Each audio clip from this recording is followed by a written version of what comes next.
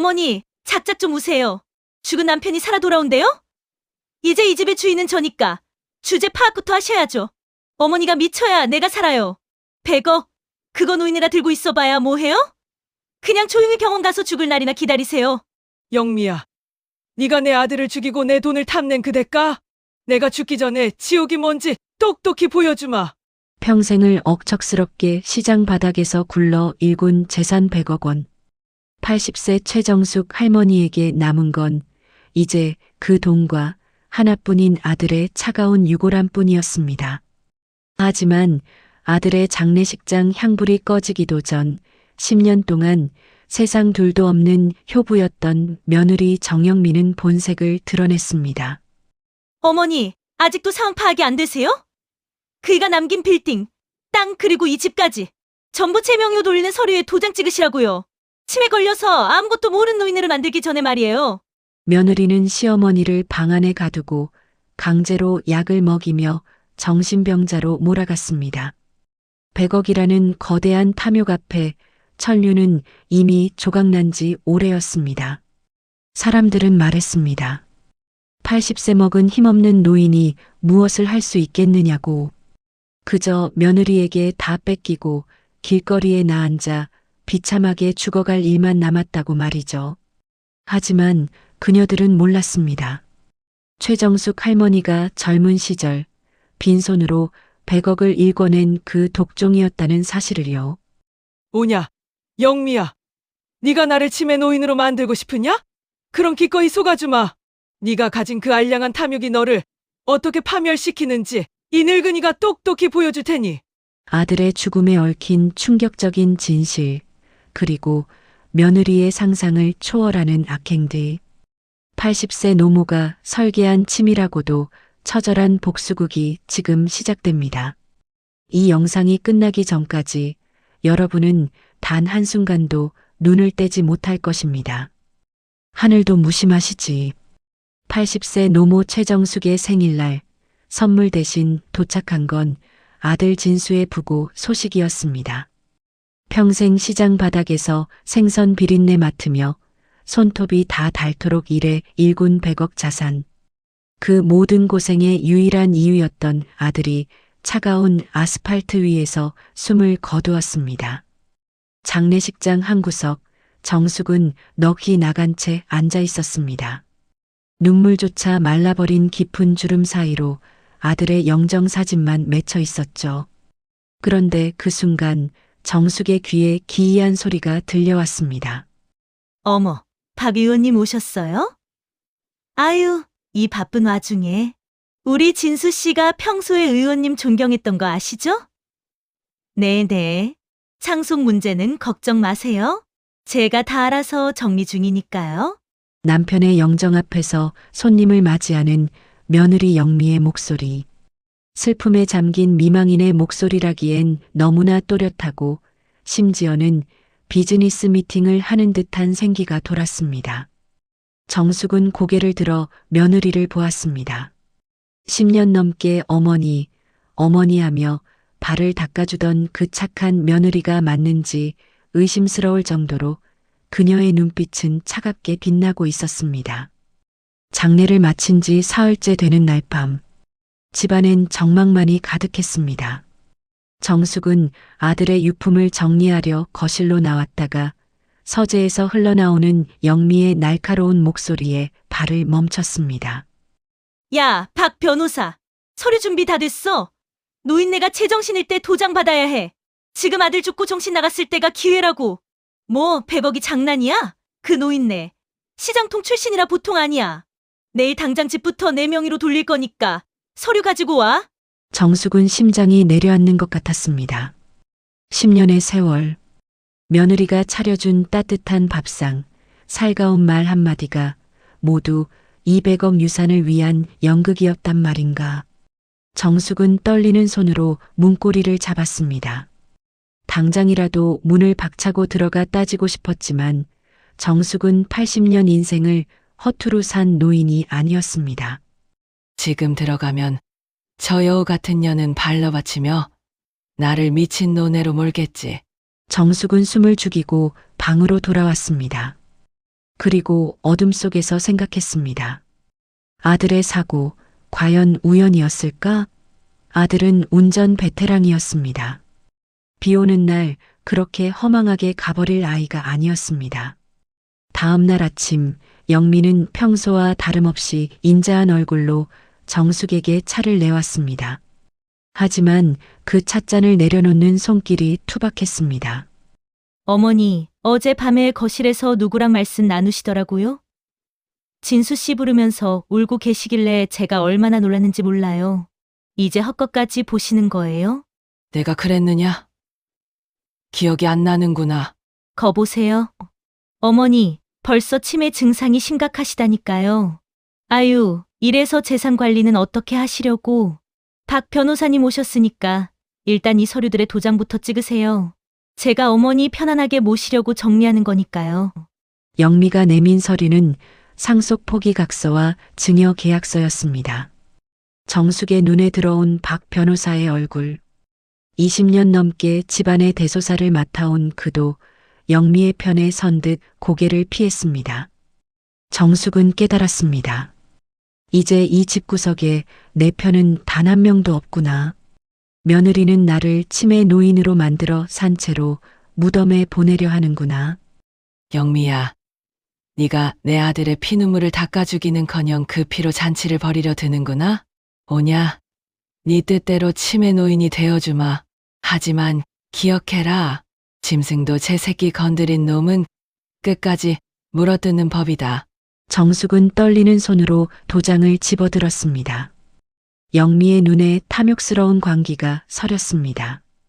도장이 종이에 닿으려는 찰나 정숙은 일부러 찻잔을 엎질렀습니다.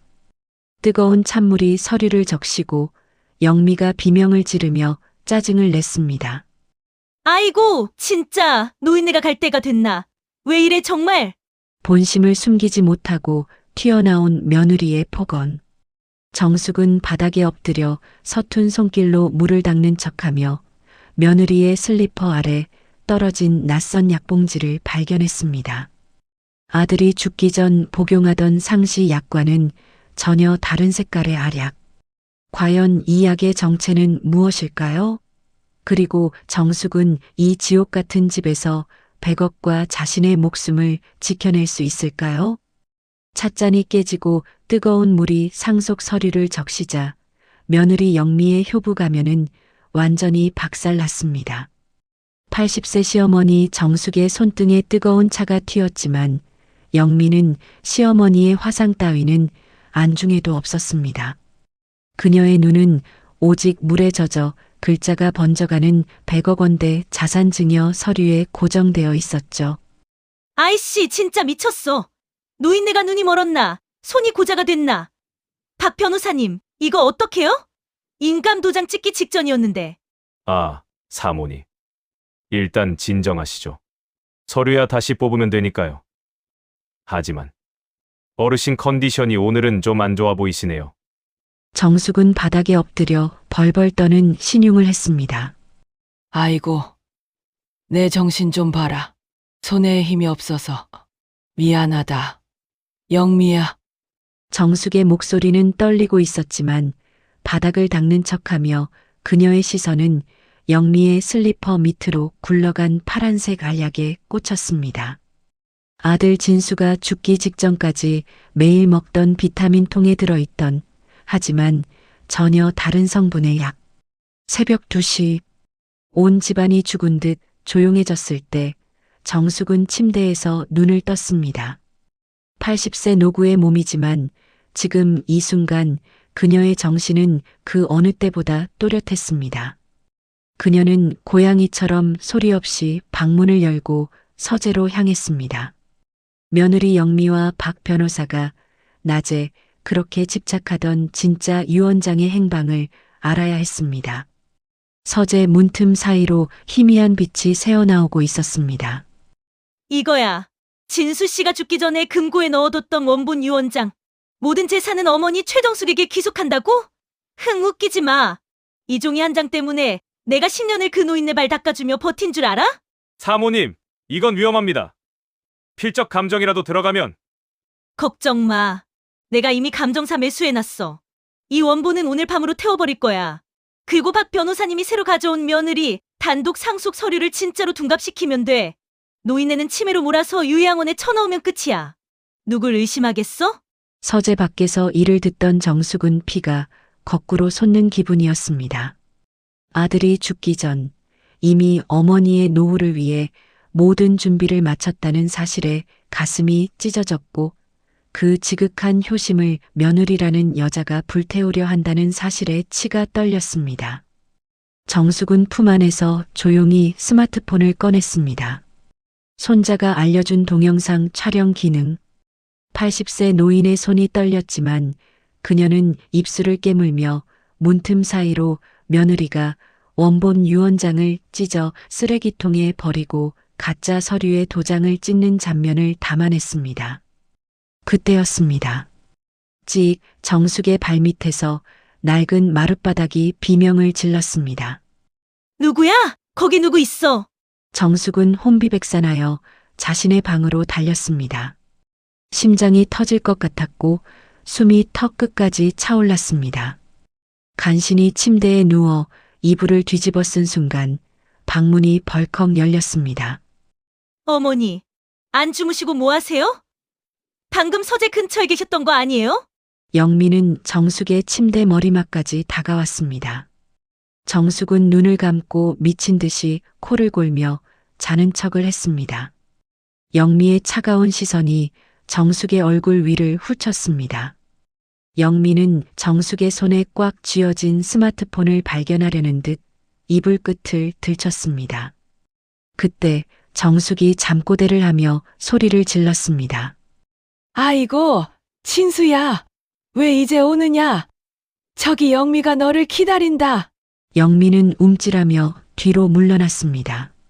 죽은 남편의 이름이 나오자 소름이 돋은 모양입니다. 쳇, 미친 노네가 꿈에서도 진수 씨를 찾네. 재수 없게. 영미는 침을 뱉듯 내뱉고는 방을 나갔습니다.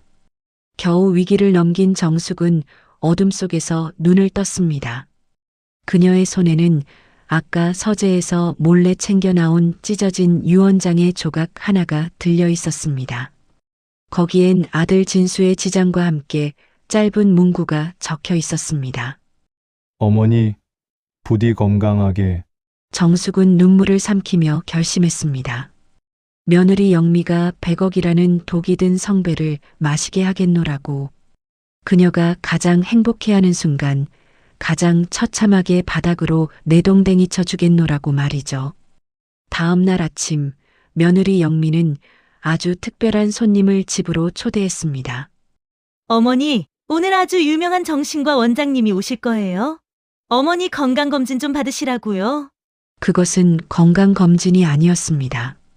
정숙을 법적 치매 환자로 확정짓고 요양원에 강제 입원시키려는 며느리의 마지막 덫이었습니다. 정숙은 과연 이 정교한 함정을 어떻게 빠져나갈까요? 80세 노인의 연극은 이제부터가 시작입니다. 아침부터 집안 공기가 심상치 않았습니다. 평소엔 보이지도 않던 낯선 남자가 거실 소파에 앉아 정숙을 빤히 바라보고 있었죠. 며느리 영미는 유난히 밝은 목소리로 정숙의 팔짱을 끼며 말했습니다. 어머니, 인사하세요. 우리나라에서 제일 유명한 정신건강의학과 원장님이세요. 요즘 어머니 자꾸 깜빡깜빡 하시니까 제가 특별히 집으로 모셨어요. 말은 검진이었지만 정숙은 직감했습니다. 저 남자의 손에 들린 차트가 오늘 정숙을 법적 송장으로 만들 사형 선고서라는 것을요. 할머니, 오늘이 몇 월 며칠인지 아세요? 여기가 어디죠? 이 물건 이름이 뭔지 말씀해 보시겠어요? 조 원장의 질문은 집요했습니다. 정숙은 순간 갈등했습니다. 똑똑하게 대답해서 내가 멀쩡하다는 걸 증명해야 할까? 하지만 정숙은 곁눈질로 영미의 표정을 살폈습니다. 영미는 휴대폰 녹음 버튼을 누른 채 정숙이 틀린 대답을 하기만을 굶주린 늑대처럼 기다리고 있었습니다. 정숙은 입술을 파르르 떨며 초점 없는 눈동자로 허공을 응시했습니다. 그리고 아주 느릿하게 바보 같은 웃음을 지으며 대답했습니다. 어허, 오늘이 우리 진수 장가가는 날인가? 꽃이 참 예쁘네. 영미야, 국수 삶았니? 보세요, 원장님. 상태가 이래요. 아들이 죽은지도 모르고 자꾸 장가간대요. 밤마다 벽 보고 중얼거리고 어제는 글쎄 서류에 물까지 엎질렀다니까요. 위험해서 도저히 집에서 못 모시겠어요. 조 원장은 고개를 끄덕이며 차트에 무언가를 휘갈겼습니다. 중증 인지장애, 일상생활 불가능. 정숙의 가슴에 대못이 박히는 소리가 들렸습니다. 조 원장이 서둘러 자리를 뜨자 영미의 태도는 180도 돌변했습니다. 그녀는 소파에 깊숙이 몸을 묻고 다리를 꼬더니 정숙의 발치에 침을 뱉듯 말을 내뱉었습니다.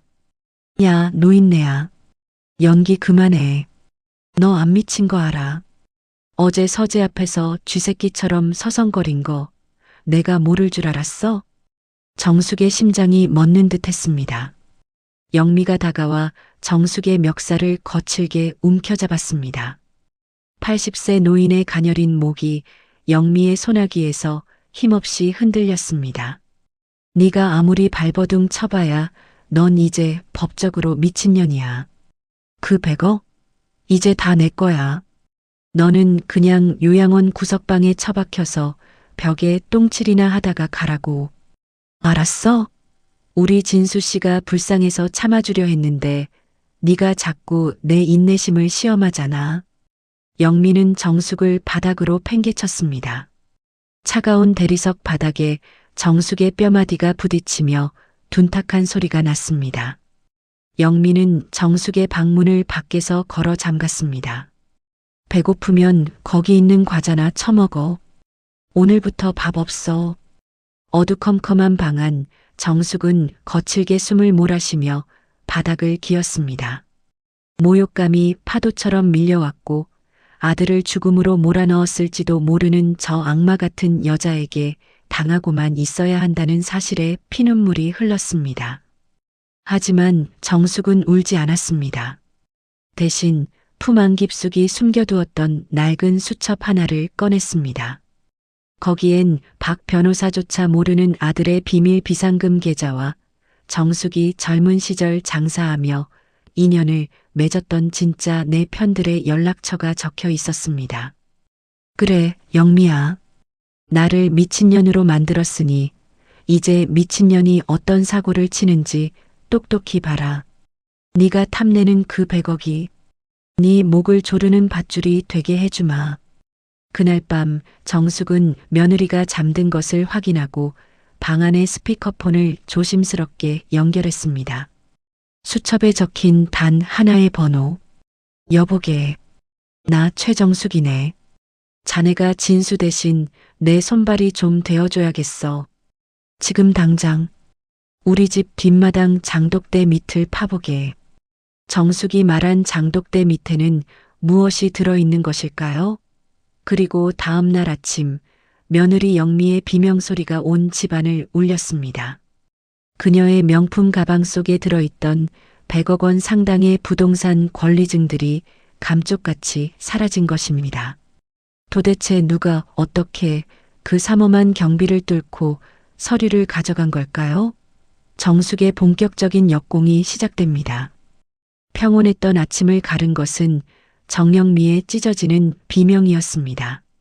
100억 자산의 핵심인 빌딩 권리증과 토지 문서들, 금고 안에 고이 모셔두었던 그 종이 뭉치들이 감쪽같이 사라졌습니다. 영미는 미친 사람처럼 거실 바닥을 기어다니며 가구들을 때려 부수기 시작했습니다. 어디 있어? 내 돈, 내 서류. 박 변호사, 당신이지? 당신이 어제 몰래 빼돌린 거 아니냐고. 사모님, 진정하세요. 제가 왜 그걸... 어제 분명히 금고 비밀번호 바꾸시는 거 제가 봤지 않습니까? 영미의 눈이 번뜩이며 안방 문을 바라보았습니다. 거기엔 멍한 표정으로 입가에 침을 흘리며 서 있는 최정숙이 있었습니다. 영미는 정숙의 멱살을 잡고 벽으로 밀어붙였습니다. 너지? 이 치매 노인네야. 네가 어디다 숨겼어? 말 안 해? 오늘 진짜 죽고 싶어? 어허 진수야. 저기 여우가 네 옷을 다 찢어놓는구나. 아이고 무서워라. 진수가 오면 다 말해줘야지. 영미는 정숙을 바닥에 팽개쳤습니다. 하지만 그날 이후 집안엔 기이한 일들이 벌어지기 시작했습니다.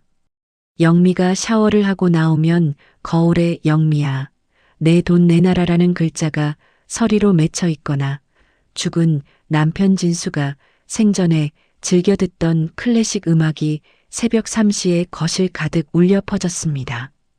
영미는 공포에 질려 집안 곳곳에 CCTV를 설치했습니다. 하지만 화면에 찍힌 것은 그저 깊은 밤 거실을 정처 없이 배회하며 아들의 이름을 부르는 정숙의 뒷모습뿐이었습니다. 아니야, 저 노인네는 치매야. 아무것도 몰라. 근데 왜 자꾸 진수 씨 냄새가 나는 거지? 왜 자꾸 누군가 나를 지켜보는 것 같냐고.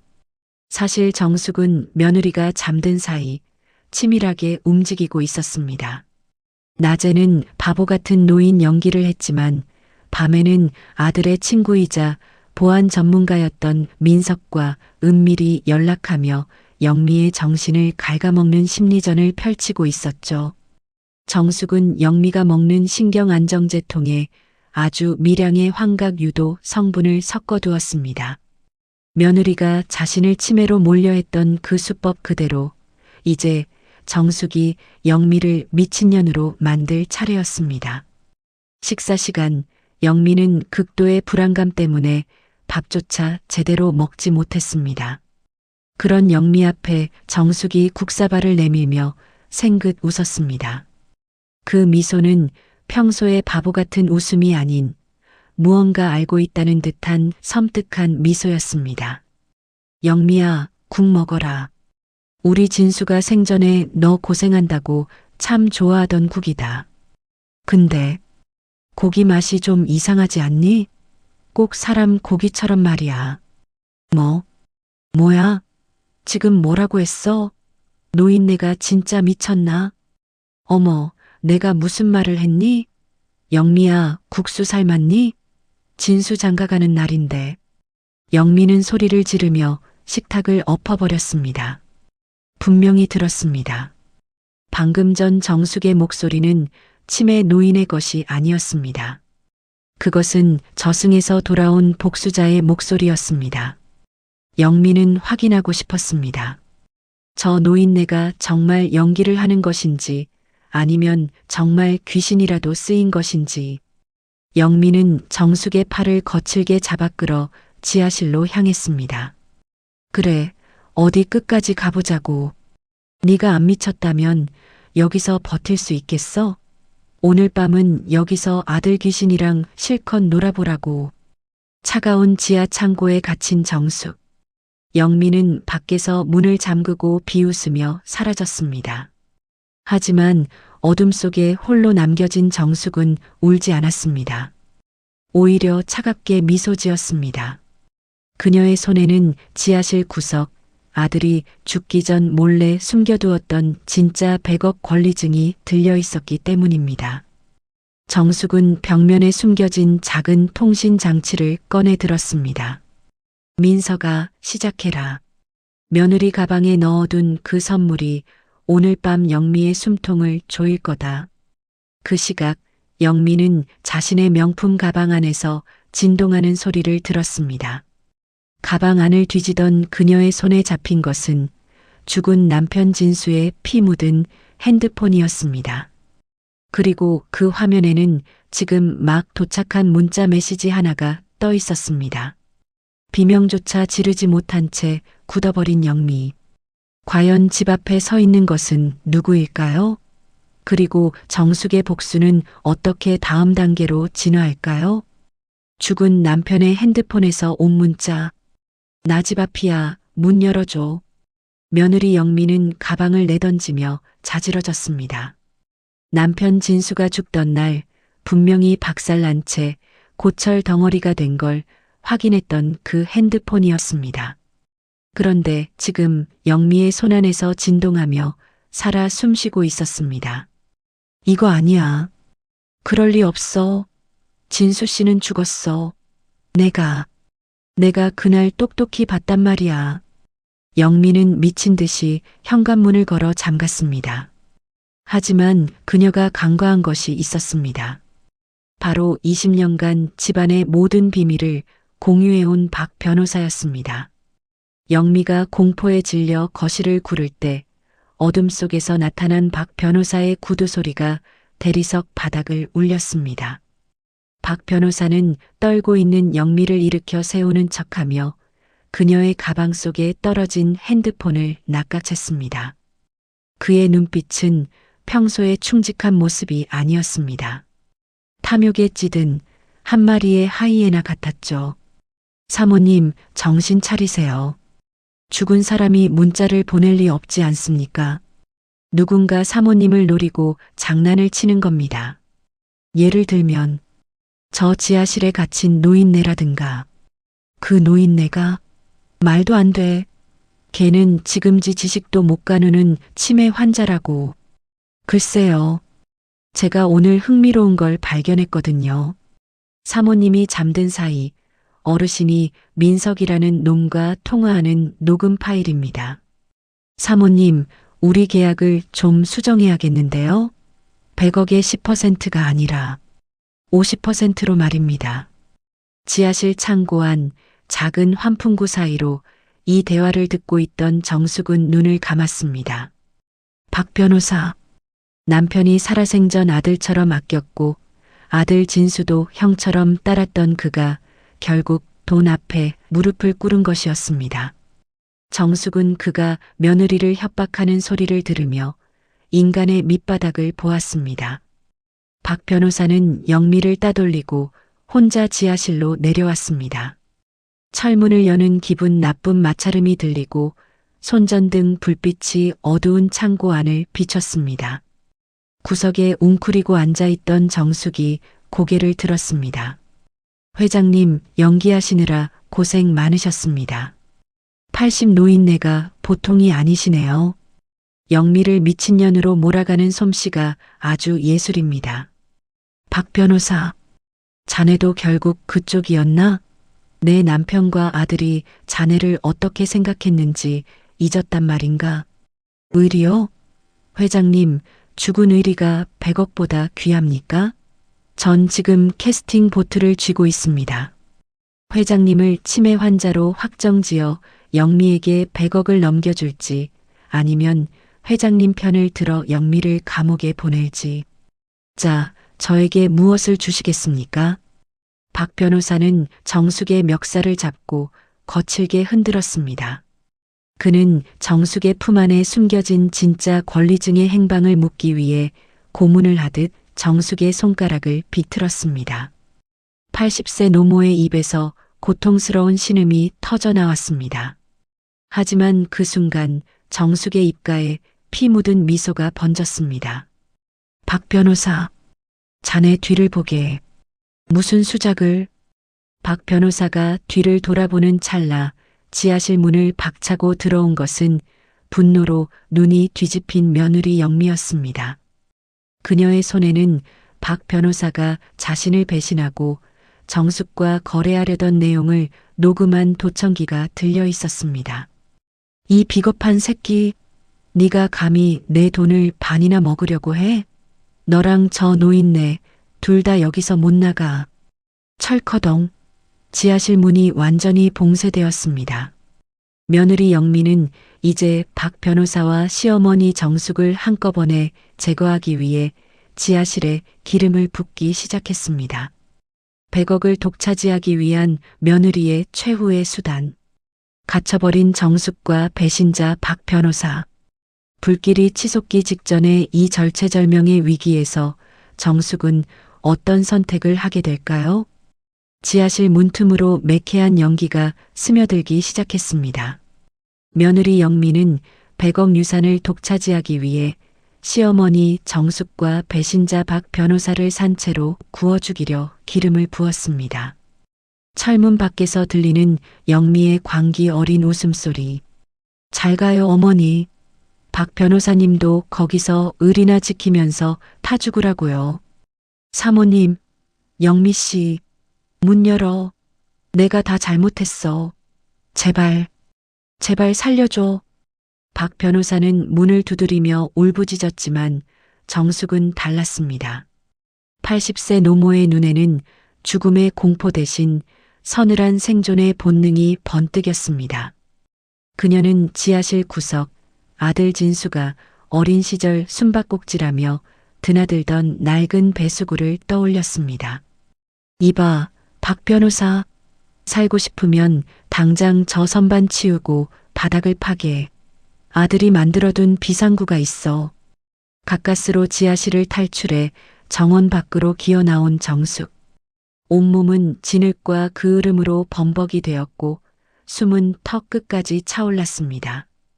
하지만 자유의 기쁨도 잠시 어둠 속에서 강력한 서치라이트 불빛이 정숙의 눈을 찔렀습니다. 흰색 사설 구급차 한 대가 정숙의 앞을 가로막았습니다. 차에서 내린 건 험상궂은 체격의 장정들, 그리고 그 뒤에서 우산을 쓰고 걸어오는 영미였습니다. 그녀의 눈은 이미 인간의 것이 아니었습니다. 어머 어머니, 살아나오셨네요? 역시 즐기셔. 근데 어쩌죠? 이미 조 원장님이 어머니 강제 입원 서류에 도장 찍으셨거든요. 이제 어머니는 사회적으로 존재하지 않는 사람이 되는 거예요. 영미야. 네가 정령 사람이냐? 아니요, 전 100억 자산가죠. 자, 어머니.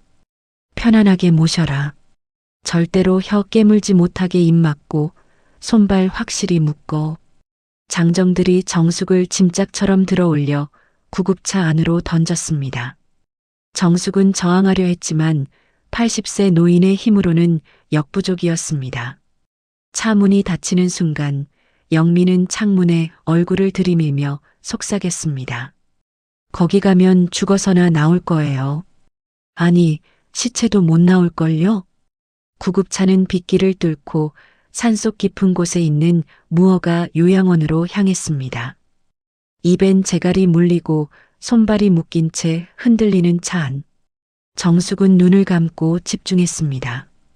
그녀의 틀니 뒤쪽 아들 민석이 미리 설치해둔 초소형 GPS 발신기가 작동하고 있는지 확인해야 했습니다. 그때 구급차 안의 장정들이 자기들끼리 낄낄거리며 대화를 나누기 시작했습니다. 야, 이번 거는 대박이다.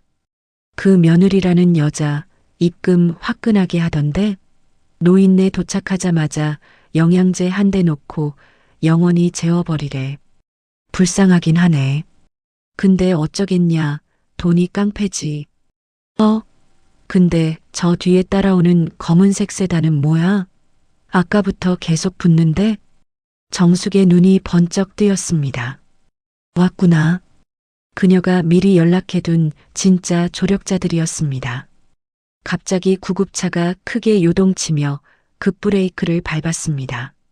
구급차가 가드레일을 들이받고 멈춰 섰습니다. 정숙을 감시하던 장정들이 피를 흘리며 쓰러졌고 구급차 뒷문이 거칠게 열렸습니다.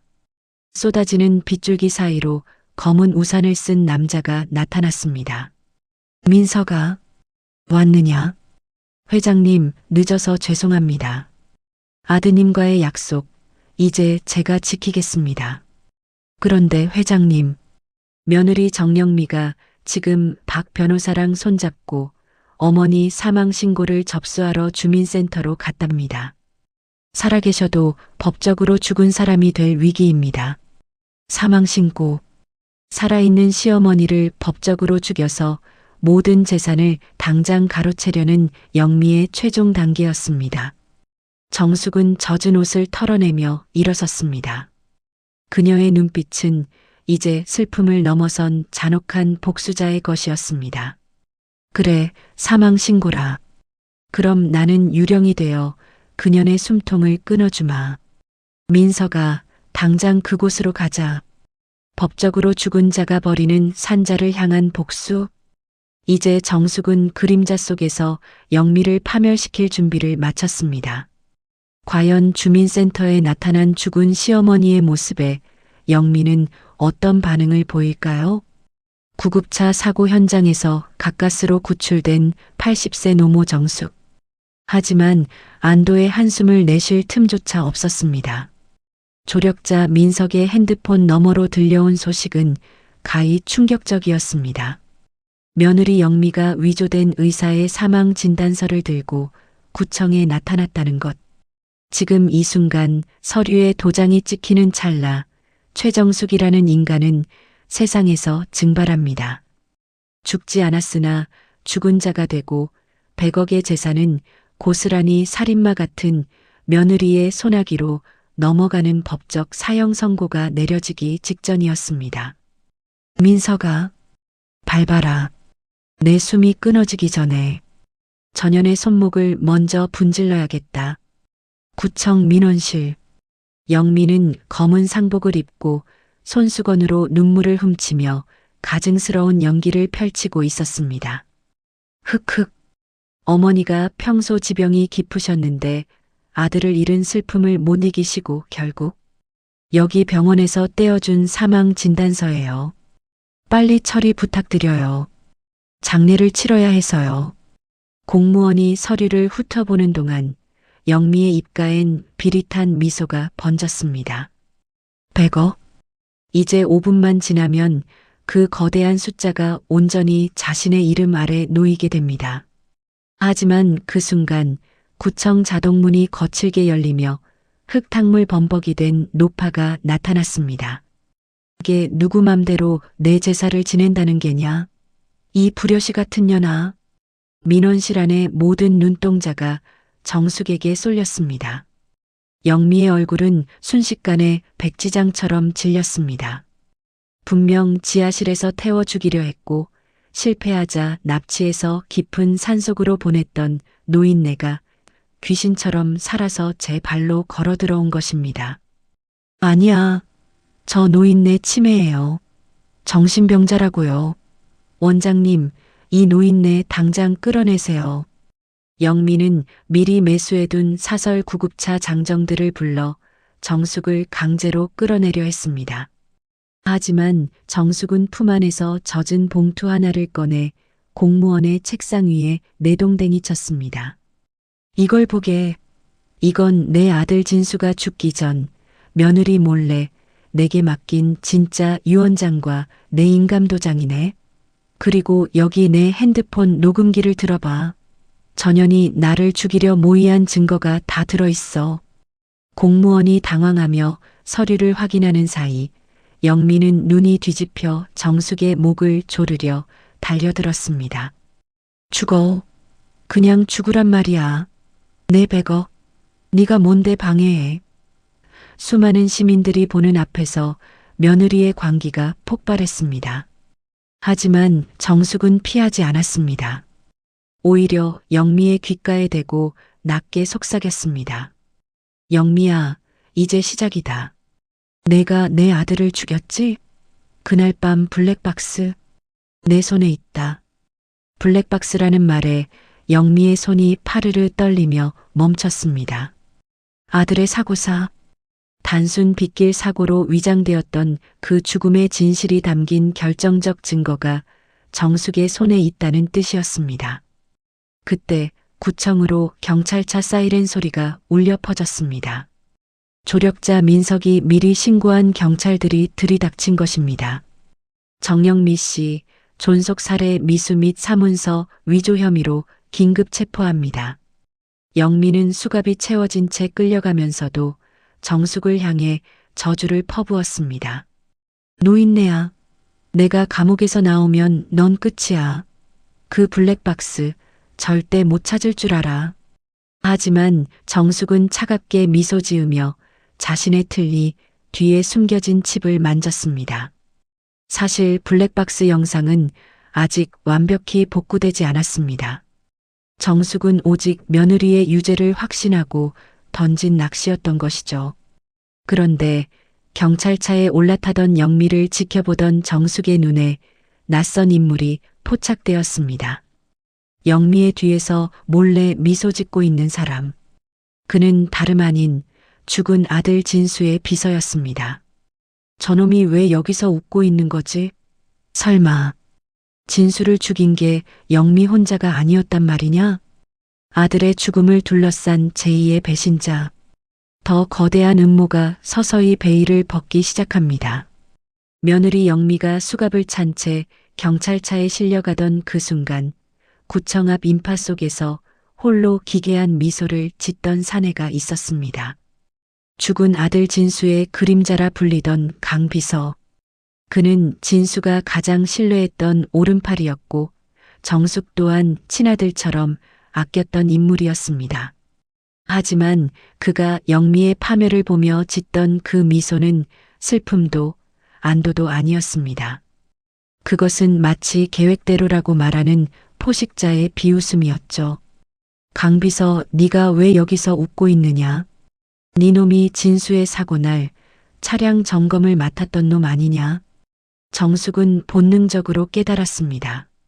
며느리 영미는 그저 눈앞의 100억에 눈이 먼 칼춤 추는 광대였을 뿐 그 칼자루를 쥐고 아들을 죽음의 낭떠러지로 민 진짜 흑막은 따로 있다는 사실을요.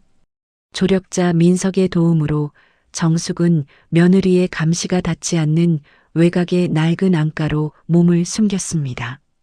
겉보기엔 허름한 폐가 같았지만 그곳은 아들 진수가 만약의 사태를 대비해 어머니만을 위해 설계한 최후의 요새였습니다. 정숙은 아들이 알려주었던 벽면에 숨겨진 패널에 손을 올렸습니다.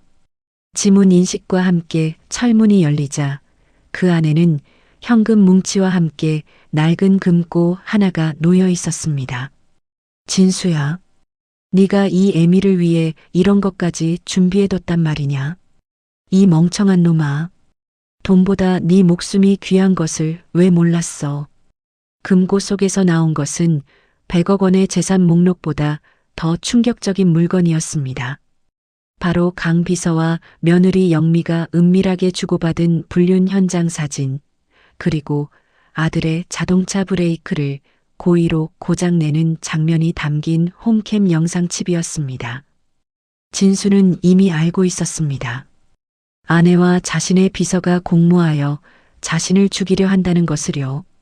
하지만 차마 아내를 자기 손으로 고발하지 못해 이 모든 증거를 어머니 정숙에게 남긴 채 스스로 사지로 걸어 들어간 것이었습니다.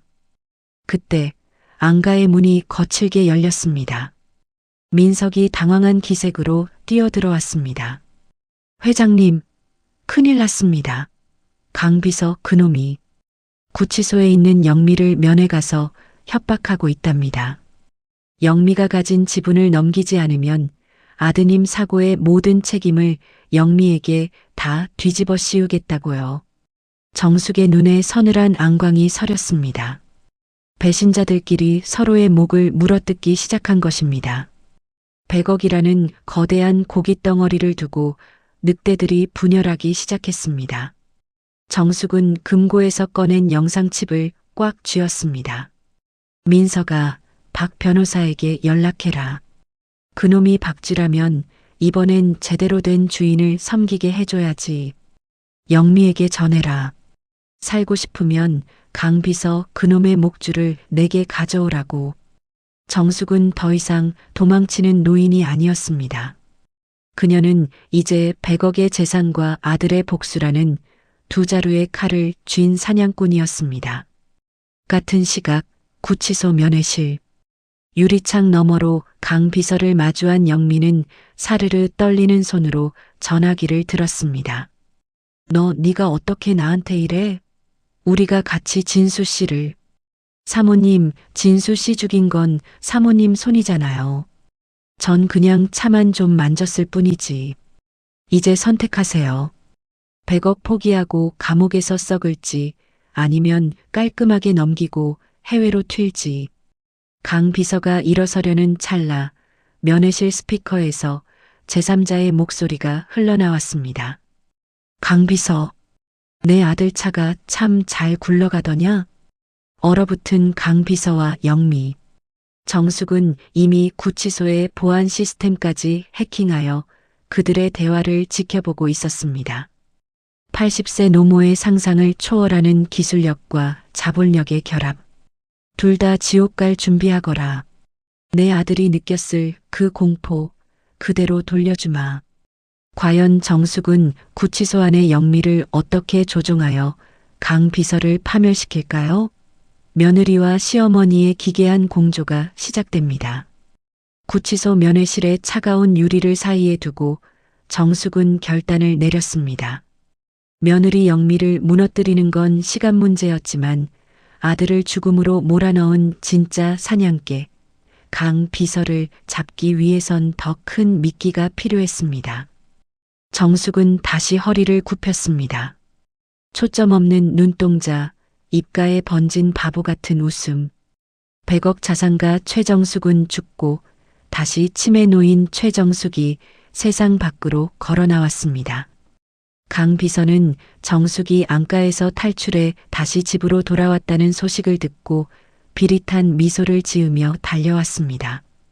영미가 구치소에 갇힌 지금 이 집의 실질적인 주인은 자신이라고 믿었기 때문이죠. 정숙의 저택 거실. 강 비서는 제 집인 양소파에 길게 누워 양주를 들이켜고 있었습니다. 그 발치에는 정숙이 멍하니 앉아 인형 옷을 입히고 있었죠.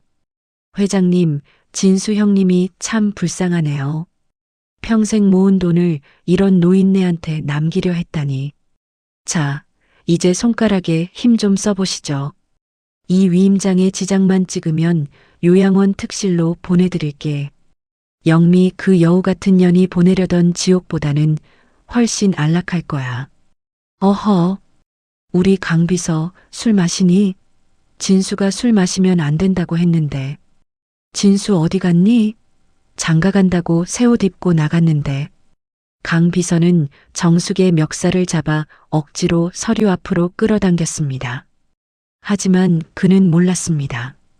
정숙의 품 안에는 지금 구치소에 있는 영미와 연결된 실시간 스피커폰이 켜져 있다는 사실을요. 영미야, 들리느냐? 네가 믿고 아들을 죽였던 저놈이 이제 너까지 버리고 내 돈을 다 가져가려 한다. 네가 살 길은 단 하나, 저놈의 죄를 자백하는 것뿐이다. 구치소 독방에서 스피커폰으로 강 비서의 폭언과 탐욕을 생생하게 듣던 영미는 온몸을 부르르 떨었습니다. 자신이 사랑이라 믿었던, 함께 100억을 꿈꿨던 남자가 자신을 여우 같은 년이라 부르며 모든 재산을 가로채려 한다는 사실에 이성이 끊어졌습니다. 강민철, 이 죽일 놈, 내가 다 말할 거야. 어머니, 들리세요? 그날 밤 진수 씨 차브레이크 오일 뺀 거 강 비서예요. 동영상 원본, 강 비서 오피스텔 금고 뒤에 숨겨져 있어요. 정숙은 슬며시 고개를 들었습니다. 바보 같던 눈빛은 순식간에 서늘한 얼음장으로 변했습니다. 강 비서가 정숙의 손가락을 꺾어 강제로 인감을 찍으려던 찰나 정숙이 그의 손목을 낚아챘습니다. 80세 노인의 손아귀라고는 믿기지 않는 힘이었습니다. 민철아, 술이 덜 깼느냐? 네 오피스텔 금고. 방금 내 사람들이 열었다고 연락이 왔구나. 뭐야? 이 노인네가 지금. 강 비서가 당황하여 뒷걸음질 치는 순간 거실에 대형 TV 화면이 켜졌습니다. 거기엔 강 비서의 오피스텔 비밀 금고가 열리고 아들 진수의 마지막 모습이 담긴 블랙박스 원본 칩이 회수되는 장면이 실시간으로 중계되고 있었습니다. 네가 내 아들을 죽이고 내 며느리를 꼬드겨 이 집안을 풍비박산냈지. 이제 네가 가진 그 알량한 목숨으로 죗값을 치를 시간이다. 강 비서는 광기에 서린 눈으로 정숙을 향해 과도를 집어들었습니다. 죽어. 그냥 죽으라고. 그가 정숙을 향해 달려드는 순간 저택의 현관문이 부서질 듯 열리며 경찰들이 들이닥쳤습니다. 하지만 진짜 반전은 그 다음이었습니다. 경찰들 사이로 걸어 나오는 인물. 그는 다름 아닌 사망한 줄 알았던 아들 진수의 목소리를 내는 사내였습니다. 강비서, 오랜만이네. 내 차 브레이크. 참 깔끔하게 손봤더군. 강 비서는 칼을 떨어뜨리며 바닥에 주저앉았습니다. 죽은 아들이 살아 돌아온 것일까? 아니면 정숙이 준비한 또 다른 극한의 환각일까? 80세 노모가 설계한 복수의 판은 이제 단순한 응징을 넘어 인간의 영혼까지 파괴하는 지옥으로 변해가고 있었습니다. 거실의 조명이 깜빡거리며 강 비서의 얼굴을 비췄습니다. 죽은 줄 알았던 아들 진수의 목소리. 강 비서, 오랜만이네. 그 한마디에 강 비서의 손에 들렸던 칼이 바닥으로 힘없이 떨어졌습니다. 공포는 인간의 이성을 마비시키는 가장 강력한 독약입니다. 100억을 집어삼키려던 늑대는 이제 제 발로 지옥 불길 속에 뛰어든 쥐새끼처럼 벌벌 떨고 있었습니다. 아니야. 그럴 리 없어. 내가 브레이크 호스를 자르는 걸 내 눈으로 봤단 말이야. 너는 그 절벽에서 떨어져서 형체도 없이 타 죽었어야 해. 하지만 그 목소리의 주인공은 어둠 속에서 천천히 걸어 나왔습니다. 그는 아들 진수가 아니었습니다. 진수의 목소리를 완벽하게 복제한 AI 음성, 그리고 진수의 체격과 닮은 대형 모델이었죠. 정숙은 차갑게 미소 지었습니다. 강 비서의 입에서 브레이크 호스를 잘랐다는 결정적 자백이 터져 나온 순간 거실 구석에 숨겨져 있던 경찰들의 바디캠은 모든 상황을 실시간으로 기록하고 있었습니다. 강 비서가 현행범으로 체포되어 끌려가는 뒷모습을 보며 정숙은 승리의 쾌감을 느껴야 했습니다. 하지만 그녀의 가슴엔 구멍이 뚫린 듯 찬바람이 몰아쳤습니다. 강 비서가 남긴 마지막 말이 정숙의 머릿속을 맴돌았기 때문입니다. 영감탱이가 너한테 남긴 게 돈인 줄 알지? 아니, 그건 저주야. 진수가 왜 죽으러 갔는지 물어보라고. 정숙은 떨리는 손으로 아들이 남긴 비밀 금고의 가장 깊숙한 곳을 뒤졌습니다. 거기엔 검게 탄 서류 뭉치 하나가 숨겨져 있었습니다. 그것은 아들 진수가 사고 당일 정숙에게 보내려다 차마 보내지 못한 참회록이었습니다. 어머니, 죄송합니다. 100억? 이 돈은 사실 깨끗한 돈이 아닙니다. 제가 영미와 강 비서의 협박에 못 이겨 어머니 명의로 불법 도박 사이트 자금을 세탁했습니다. 제가 죽어야만, 제가 사라져야만 어머니가 감옥에 가지 않고 이 돈을 지킬 수 있습니다. 어머니, 부디 저를 용서하지 마세요. 정숙은 숨이 멎는 것 같았습니다. 100억 유산. 그것은 아들의 사랑이 아니라 아들이 어머니를 살리기 위해 자신의 목숨과 바꾼 죄의 대가였습니다. 며느리 영미와 강 비서는 이 약점을 잡고 진수를 벼랑 끝으로 몰아넣었던 것입니다. 정숙은 바닥에 주저앉아 아들의 이름을 부르며 피울음을 토했습니다. 이것이 정숙의 인생에서 가장 처절한 최저점이었습니다. 하지만 절망의 끝에는 언제나 빛이 숨어 있는 법입니다. 아들의 참회록 뒷장, 며느리 영미가 강제로 서명하게 했던 자금 세탁 장부의 사본이 붙어 있었습니다. 거기엔 영미가 단순히 돈을 빼돌린 것을 넘어 정숙을 대신해 감옥에 보낼 완벽한 시나리오를 짠 증거들이 빼곡했습니다. 그런데 정숙의 눈이 번뜩였습니다.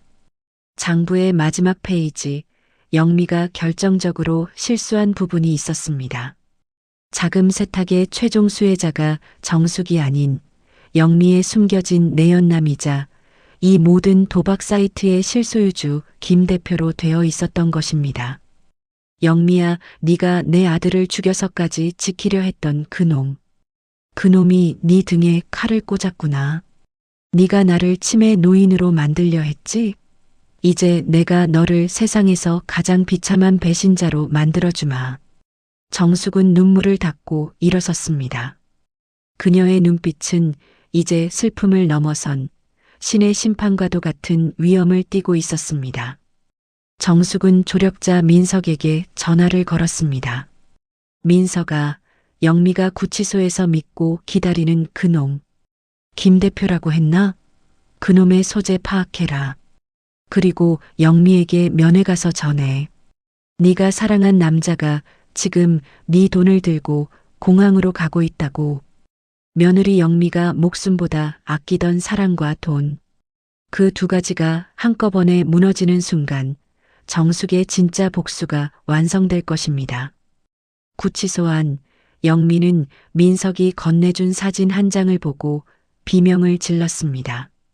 사진 속에는 자신의 내연남 김 대표가 다른 젊은 여자와 웃으며 비행기 티켓을 들고 있는 모습이 담겨 있었습니다. 아니야. 그럴 리 없어. 내가 어머니를 죽이고 진수 씨를 죽여서 만든 돈인데. 김 대표님, 가지 마세요. 나를 두고 가지 마시라고요. 모든 것을 잃었다고 생각한 순간 정숙은 며느리의 가장 아픈 곳을 찔렀습니다. 이제 남은 것은 공항으로 도주하는 김 대표를 잡기 위한 80세 노모의 마지막 추격전입니다.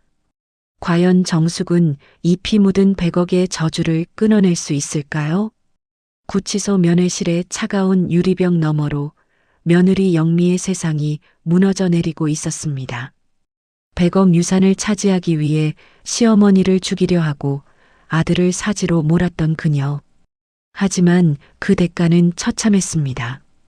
자신이 유일하게 믿고 모든 돈을 맡겼던 내연남 김 대표가 다른 여자와 함께 공항으로 향하고 있다는 사진 한 장. 그것은 영미에게 시어머니의 꾸지람보다 수천 배는 더 날카로운 칼날이 되어 가슴을 후벼 팠습니다. 아니야. 그럴 리 없어. 김 대표님이 나를 버릴 리 없다고. 우리가 같이 그 돈을 어떻게 만들었는데. 어머니, 제발, 제발 저 좀 여기서 꺼내주세요. 저놈 잡아야 해요. 정숙은 무표정한 얼굴로 영미를 바라보았습니다. 80세 노모의 눈에는 이제 연민도 분노도 남아있지 않았습니다. 오직 차가운 계산만이 존재할 뿐이었죠. 영미야, 네가 살 길은 단 하나다.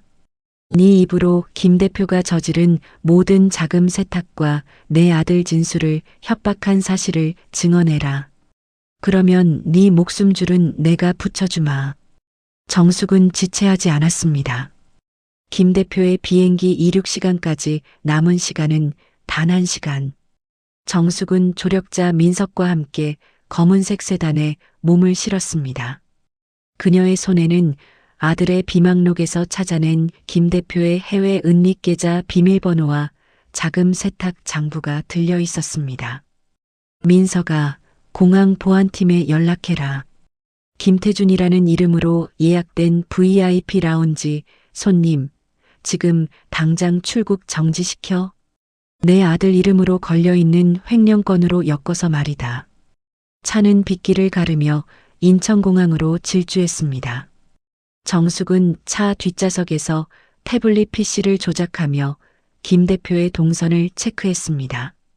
시니어라고 믿기지 않는 치밀함과 속도. 이것은 평생 시장통에서 살아남기 위해 익힌 그녀만의 동물적인 감각이었습니다. 한편 공항 라운지에서 여유롭게 샴페인을 마시던 김 대표는 자신의 핸드폰으로 날아온 문자 한 통에 얼굴이 굳어버렸습니다. 출국 게이트 바로 앞, 도망치려던 김 대표의 앞을 가로막은 것은 정장을 입은 보안 요원들이 아니었습니다.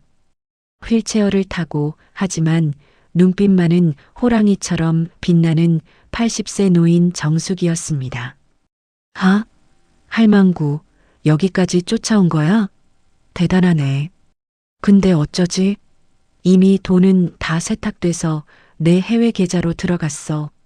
당신 명의로 된 장부도 내가 다 태워버렸다고. 그래. 그럼 네 계좌에 지금 0이 몇 개 찍혀 있는지 확인은 해봤느냐?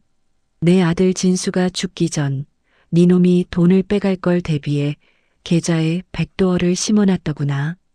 네가 버튼을 누르는 순간 그 돈은 전부 사회복지재단으로 기부되도록 말이다. 김 대표가 미친 듯이 핸드폰을 켜 계좌를 확인했습니다. 잔고 0원. 100억이라는 거대한 숫자가 순식간에 증발해버린 것입니다. 김 대표의 안색이 흑빛으로 변하며 정숙의 멱살을 잡으려 달려들었습니다. 이 노인네가 진짜 내 돈 내놔. 내 100억 어디 갔어? 하지만 김 대표의 손이 정숙에게 닿기도 전 수십 명의 경찰들이 그를 에워쌌습니다. 그리고 그들 사이로 나타난 것은 수갑을 찬 채 증인으로 압송되어 온 며느리 영미였습니다. 김태준, 너만은 내 손으로 지옥에 보낸다고 했지? 형사님, 저놈이 우리 남편 죽이라고 강비서 시킨 놈이에요. 제가 다 증언할게요. 영미의 처절한 배신. 김 대표는 절규하며 끌려갔고 공항 로비에는 정숙과 영미 두 여인만이 남았습니다.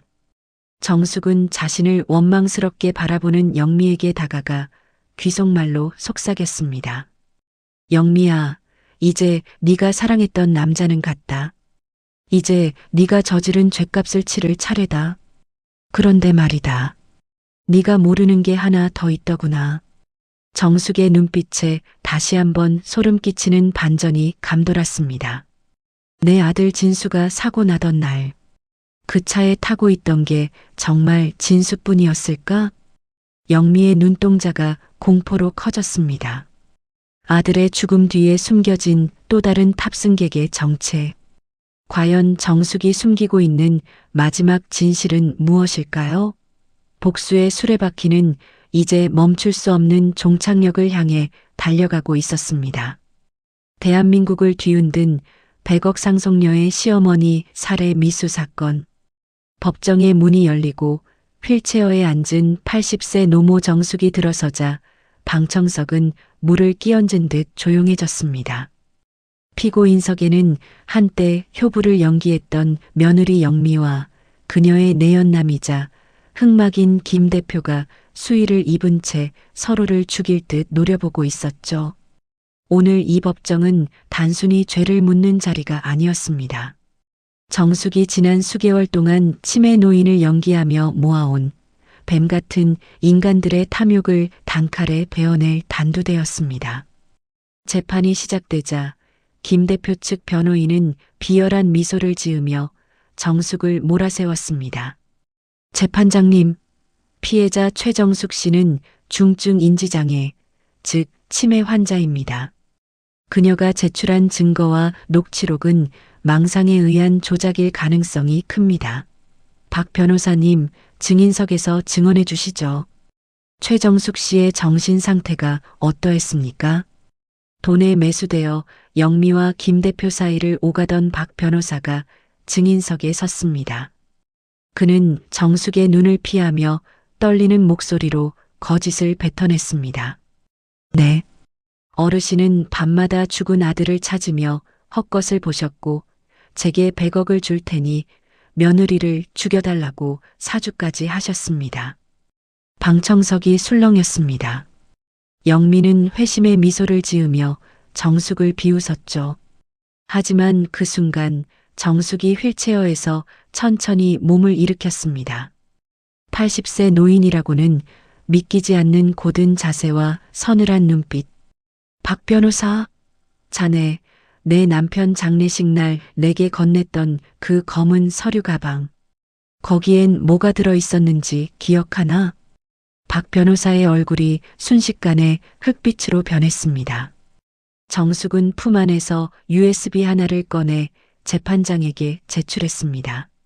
이 안에는 박 변호사가 김 대표에게 제 재산을 넘겨주는 대가로 20억을 받기로 한 이면 계약서, 그리고 그가 내 약을 치매 유도제로 바꿔치기 하는 장면이 담긴 홈캠 영상이 들어 있습니다.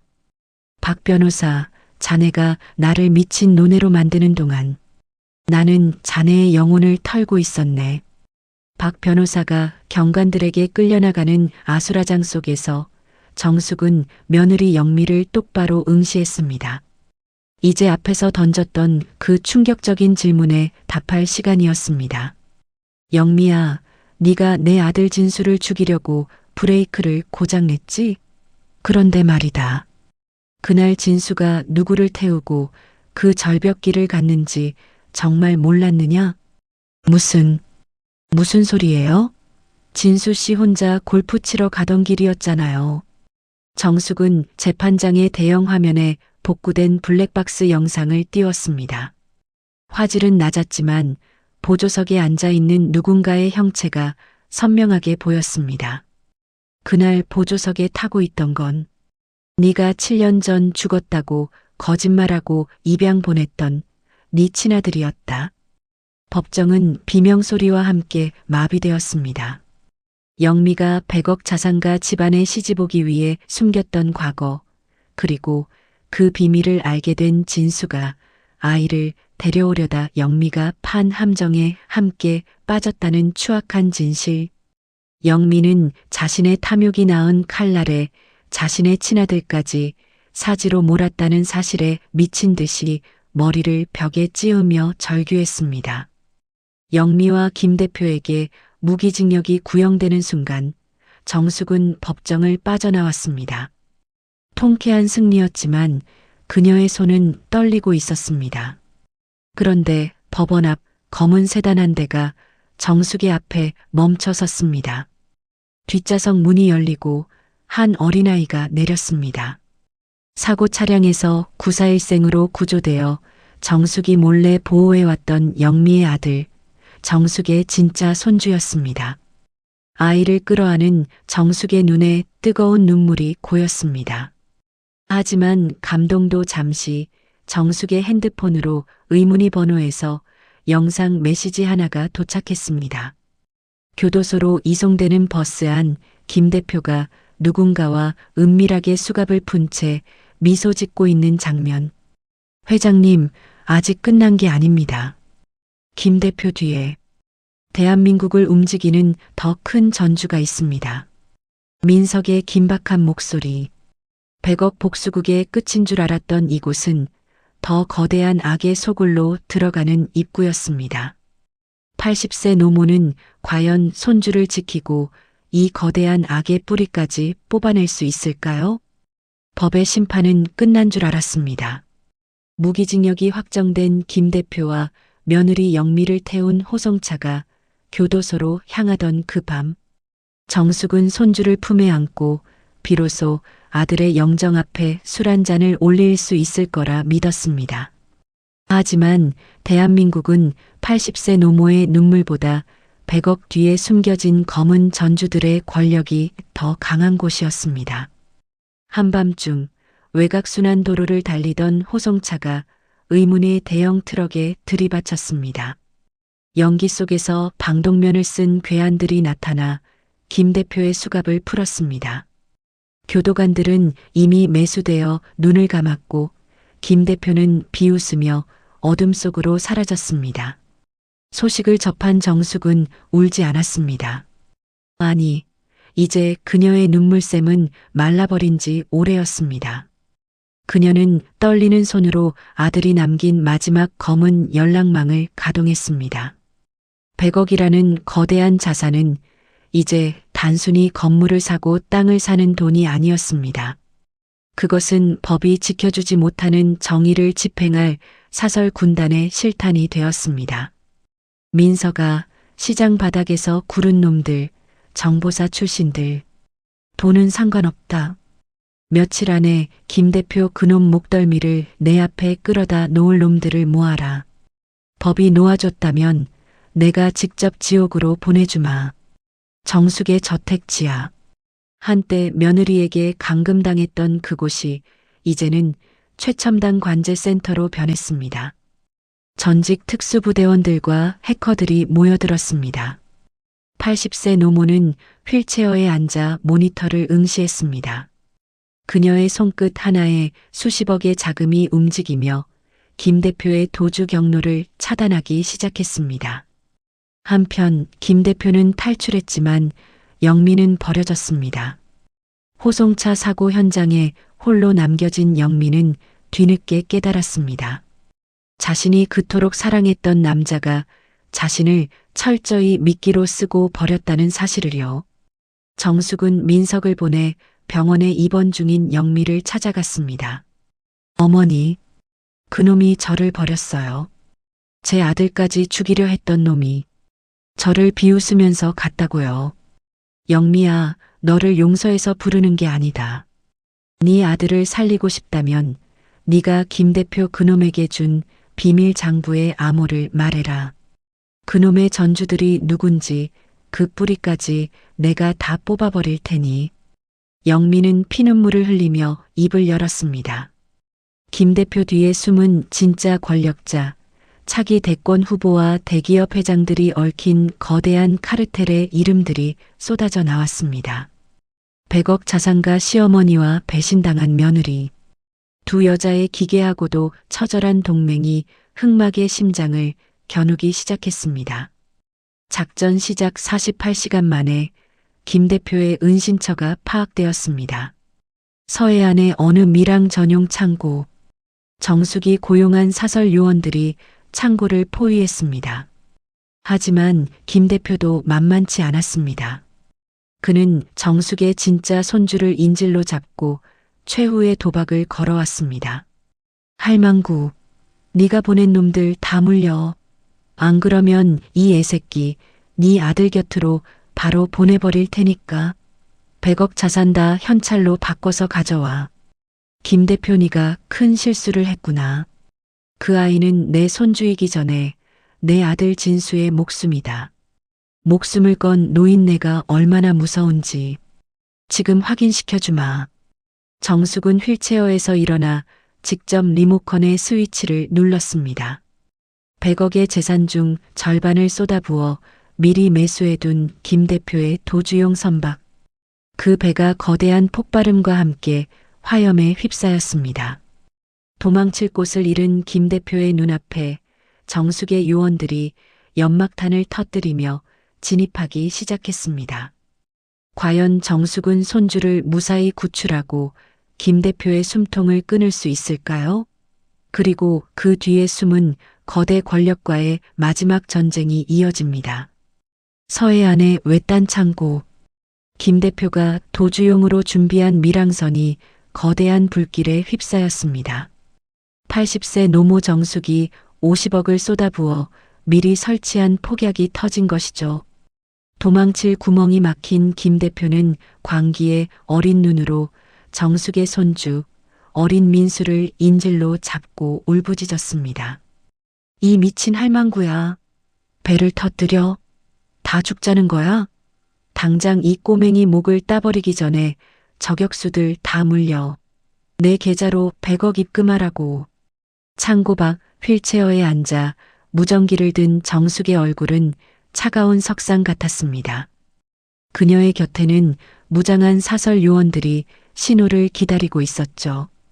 김 대표 네가 내 아들 진수를 죽일 때도 그랬겠지. 살려달라는 비명을 들으면서 비웃었겠지. 그런데 어쩌나. 나는 네 놈처럼 돈에 목숨 거는 인간이 아니란다. 내 아들의 원수를 갚는데 100억? 아니, 내 목숨도 아깝지 않아. 정숙은 슬며시 손을 들었습니다. 그것은 돌격 신호가 아니었습니다. 며느리 영미가 알려준 비밀 통로로 잠입한 민석과 요원들에게 보내는 신호였죠. 김 대표가 창고 정문을 향해 소리를 지르는 찰나 천장의 유리창이 깨지며 특수 요원들이 하강했습니다. 김 대표의 어깨에 비수가 꽂혔고 민수가 그의 품에서 떨어지는 순간 민석이 아이를 낚아챘습니다. 아이가 안전한 구역으로 확보되자 정숙의 눈빛은 비로소 사냥꾼의 그것으로 변했습니다. 아이는 구했다. 이제 저 짐승놈을 살려서 내 앞으로 데려와라. 죽이지 마라. 죽음은 저놈에게 너무나 과분한 사치다. 항구 근처에 버려진 염전 창고. 사지가 결박된 채 바닥에 굴러다니는 김 대표 위로 정숙이 휠체어를 타고 천천히 다가왔습니다. 김 대표는 이미 만신창이가 된 채 침을 뱉으며 악을 썼습니다. 죽이라고. 어차피 그 100억 네 아들이 피 묻혀서 번 돈이야. 너도 공범이라고 이 노인네야. 그래, 내 아들이 지은 죄. 내가 다 짊어지고 가마. 하지만 네 놈은 아니다. 너는 네가 그토록 사랑했던 돈더미 속에서 서서히 죽어갈 것이다. 정숙의 신호에 요원들이 거대한 현금 가방들을 가져와 김 대표의 몸 위에 쏟아붓기 시작했습니다. 그것은 진짜 돈이 아닌 김 대표가 세탁하려던 위조 지폐와 아들의 장례식 때 쓰려던 노잣돈이었습니다. 수천만 장의 종이 뭉치가 김 대표의 숨통을 조여갔습니다. 그리고 정숙은 며느리 영미를 그 앞으로 불러냈습니다. 영미는 이미 정신이 나간 듯 초점 없는 눈으로 김 대표를 내려다보았습니다. 영미야, 네가 사랑한 남자다. 네 손으로 직접 마무리를 해라. 그래야 네 아들 민수를 다시 볼 자격을 얻을 게다. 영미는 떨리는 손으로 기름통을 집어들었습니다. 자신이 시어머니를 죽이려 했던 그 방식 그대로 그녀는 자신이 사랑했던 남자의 머리 위로 기름을 부었습니다. 김 대표의 비명소리가 염전에 울려 퍼졌지만 정숙은 뒤도 돌아보지 않고 휠체어를 돌렸습니다. 화염이 창고를 집어삼키는 순간 정숙은 민석에게 마지막 서류를 건넸습니다. 100억 재산의 전액사회 환원 서류, 그리고 영미의 자수 서류였습니다. 이제 모든 것이 끝난 줄 알았습니다. 하지만 창고방, 정숙의 차 유리창에 꽂혀 있는 낯선 화살 한 발. 거기에는 김 대표의 배후에 있던 진짜 몸통, 대한민국 권력의 정점에 있는 인물의 문양이 새겨져 있었습니다. 김 대표는 꼴이었을 뿐이구나. 내 아들을 죽음으로 몰아넣은 진짜 거물. 이제 그놈의 목을 치러 갈 차례다. 김 대표의 죽음은 복수의 끝이 아니라 거대 권력을 향한 최후의 전쟁 서막이었습니다. 80세 노모의 마지막 도박. 그녀는 과연 이 거대한 어둠까지 집어삼킬 수 있을까요? 김 대표는 꼴이었습니다. 며느리 영미는 그저 돈에 눈먼 광대였을 뿐이죠. 아들 진수를 죽음으로 몰아넣고 그 대가로 100억의 검은 자금을 세탁하려 했던 진짜 몸통. 그는 바로 차기 대권 후보이자 대한민국 권력의 정점, 권태호 의원이었습니다. 호화로운 한정식집 비밀룸. 권 의원은 김 대표의 처참한 죽음을 보고받고도 눈 하나 깜짝하지 않았습니다. 치워버려. 시끄러운 개는 죽어야지. 그는 비웃으며 비싼 양주를 들이켰습니다. 하지만 그 순간 방 안의 조명이 깜빡거리더니 일제히 꺼졌습니다. 어둠 속에서 들려오는 휠체어의 바퀴 소리. 80세 노모 정숙이 유령처럼 그 앞에 나타났습니다. 권 의원은 코웃음을 쳤습니다. 할머니, 여기가 어디라고 오셨습니까? 100억? 그거 내 손가락 하나면 공중분해됩니다. 곱게 가서 죽을 날이나 기다리시지. 권 의원, 네 놈이 내 아들 진수에게 어머니를 살리고 싶으면 절벽으로 뛰어내리라고 협박했지? 내 아들은 효자였다. 그래서 네 놈의 개가 되는 대신 죽음을 택했어.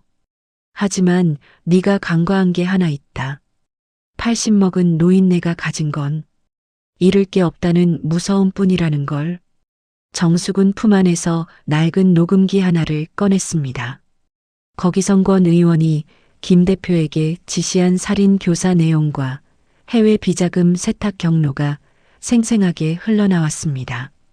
권 의원의 안색이 순식간에 흑빛으로 변했습니다. 이따위 조작된 파일로 나를 잡겠다고? 당장 이 노인네 끌어내. 끌어내라. 하지만 기억해라. 내가 오늘 이 자리에 오기 전 내 재산 100억을 전부 어디에 썼는지, 대한민국 모든 포털 사이트와 메인 뉴스 광고 시간, 그리고 유튜브 전 채널에 이 녹음 파일을 실시간으로 송출하도록 현찰로 예약해뒀다. 네 놈이 나를 죽이는 순간 전 국민의 핸드폰에 네 추악한 민낯이 배달될 게다. 정숙의 말이 끝나기 무섭게 권 의원의 비서가 사색이 되어 뛰어들어왔습니다. 실시간 검색어 1위 뉴스 속보. 권 의원의 추악한 민낯이 온 천하에 공개되고 있었습니다. 80세 노모가 평생 모은 100억을 진실의 탄환으로 바꾼 순간이었습니다. 권력을 잃은 맹수는 비참했습니다. 권 의원은 그 자리에서 검찰에 연행되었고 그를 믿고 따르던 늑대들도 줄줄이 쇠고랑을 찼습니다. 정숙은 마지막으로 구치소를 찾았습니다. 이제는 모든 도끼가 빠진 채 폐인이 된 며느리 영미를 마주했습니다. 영미야, 네 아들 민수는 내가 잘 키우마. 너는 평생 이곳에서 네가 지은 죄를 씹으며 살아라. 그것이 내가 너에게 주는 마지막 자비이자 벌이다. 어머니, 죄송해요. 제가 미쳤었어요. 제발 저 좀 죽여주세요. 정숙은 뒤돌아보지 않았습니다. 배신과 탐욕의 사슬을 끊어낸 그녀의 뒷모습은 그 어느 때보다 가벼워 보였습니다. 노을이 지는 아들의 무덤가. 정숙은 아들이 좋아하던 소주 한 잔을 묘비 앞에 따랐습니다. 100억이라는 거대한 돈은 이제 사라졌습니다. 재단으로, 피해자들에게로, 그리고 진실을 밝히는데 모두 쓰였습니다. 정숙의 손에는 이제 아들의 낡은 사진 한 장만이 남았습니다. 진수야, 이제 다 끝났다. 네 엄마가 약속 지켰다. 저 나쁜 놈들 다 벌 줬으니 이제 편히 쉬거라. 엄마도 곧 네 곁으로 갈 테니. 정숙은 무덤 옆 벤치에 앉아 조용히 눈을 감았습니다. 그녀의 무릎 위로 어린 손주 민수가 달려와 안겼습니다. 할머니, 자요? 집에 가요. 정숙은 대답 대신 미소를 지었습니다. 복수라는 차가운 터널을 지나 비로소 맞이한 평화. 80세 노모 최정숙의 처절한 투쟁은 그렇게 막을 내렸습니다. 돈보다 귀한 것, 복수보다 강한 것은 결국 지켜야 할 사랑이라는 진실을 남긴 채 말이죠. 지금까지 80세 노모 최정숙의 목숨을 건 100억 복수국, 그 대단원을 함께 해주셔서 진심으로 감사합니다. 여러분, 만약 여러분이 정숙 할머니였다면 그런 선택을 하실 수 있었을까요? 평생 일군 전 재산을 걸고서라도 지켜야 할 정의, 그리고 내 자식을 위한 마지막 도리. 우리는 오늘 이 이야기를 통해 돈보다 무서운 것은 한 맺힌 진심이라는 것을 보았습니다. 이 이야기가 여러분의 가슴에 작은 울림이나 통쾌한 카타르시스를 주었다면 지금 바로 구독과 좋아요를 눌러주세요. 여러분의 클릭 한 번은 이 사회의 부조리에 맞서 싸우는 수많은 정숙 할머니들의 목소리에 힘을 실어주는 것과 같습니다. 저희 채널은 앞으로도 여러분의 막힌 속을 뻥 뚫어줄 더 강력하고 더 감동적인 현실 복수국으로 돌아오겠습니다. 지금 구독 버튼을 누르고 정의가 승리하는 다음 이야기의 주인공이 되어 주십시오. 끝까지 시청해 주셔서 감사합니다.